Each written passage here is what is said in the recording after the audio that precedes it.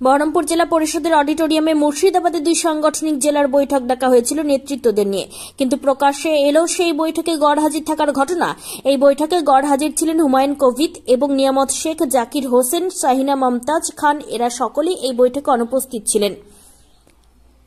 যদিও রাতে হুমায়ুন কবির এবং নিয়ামত শেখ জানা যায় ফিরাদ তাদের বলেন, বিদ্রোহী হয়ে কোনো লাভ নেই, সবাই মিলে আসো, একসঙ্গে ভোট করি। এখন দেখার ধীরাজ হাকিমের কথায় আদৌ কি বরফ গলবে, সময় বলবে।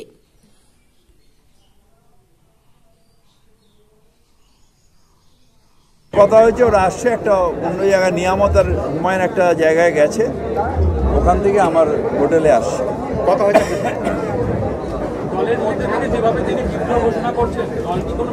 কোনো দলের ব্যবস্থা নেওয়া না, কথা হয়ে গেছে।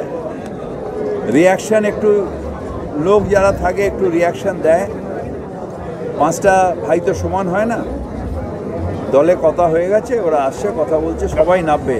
দাদা, আজকে আপনি বললেন যে অধীর চৌধুরীকে এক্সপোজার করার জন্য এই ধরনের একটা ক্যান্ডিডেটকে নিয়ে আসছে, তাহলে কি অধীর চৌধুরীকে বাড়তি গুরুত্ব দিচ্ছেন? বাড়তি গুরুত্ব নয়, অধীর চৌধুরী যে কথা বলেছেন, চ্যালেঞ্জ জানিয়েছিলেন যে কেউ আসুক, তাহলে তার নিজের বিধানসভায় দুটো সিটকে তুলে দিল কেন বিজেপি? সেখানে কংগ্রেস জিরো হলো কেন? তাহলে তো বিজেপির সাথে গটাপ ছিল যে তোমাকে আমি এমএলএ দেবো, তুমি আমার এমপিটা ছেড়ে দাও। সেটাকে এক্সপোজ করার জন্য এটা করেছি। তাহলে তো কেউ স্বেচ্ছায় আসেন, অনেকে আছেন এরকম, ওই দেশের মেয়ে এখানে আমাদের এখানে বিয়ে হয়েছে, অনেকে আছেন। তাহলে তাদের কি হবে? যারা মুসলিম সম্প্রদায়ের মানুষ অনেকে আছেন, চলে, কেউ লোক করে, কেউ কারো ঘর ছেড়ে আসে না ভাই, কেউ পেটের জ্বালায় আসে, কেউ কাজের জন্য আসে। এটা একটা জায়গা থেকে আরেকটা জায়গায় এসে ন্যাচারাল। আমাদের এখান থেকে বহু মানুষ আছেন যারা গিয়ে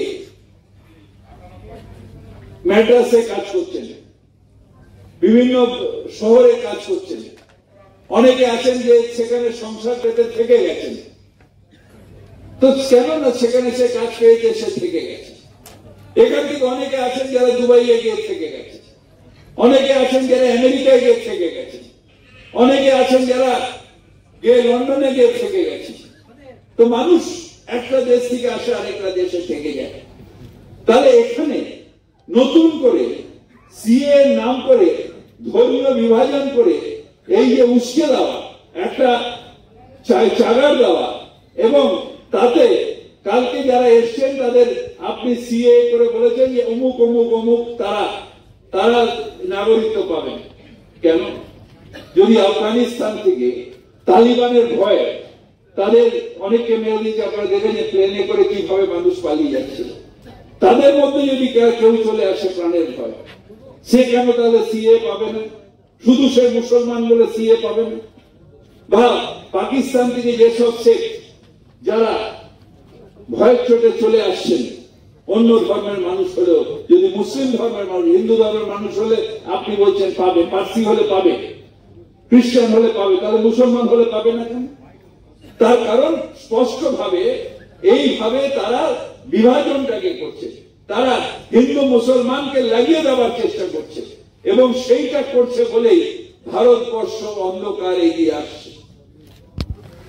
একই দিনে 14 তারিখে পাকিস্তান ইন্ডিপেন্ডেন্স পেয়েছিল সকল জিন্নাহ সাহেবের হাত ধরে, আর মহাত্মা গান্ধীর হাত ধরে আমরা 15ই আগস্ট আমরা স্বাধীনতা পেয়েছি। শুধু পাকিস্তান আজকে সব থেকে পেছিয়ে পড়া দেশ হলো কেন? কারণ ধর্ম অন্ধতার পথে চলে গেল, বিচ্ছেদের পরে চলে গেল, এত ধর্ম অন্ধতার পথে চলে গেল যে আজকে পাকিস্তান সব থেকে পেছিয়ে পড়া দেশ বিশ্বে।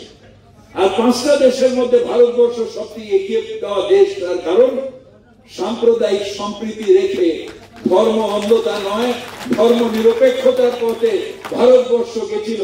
তাই 5টা সব থেকে এগিয়ে পড়া দেশের মধ্যে অন্যতম হলো ভারতবর্ষ।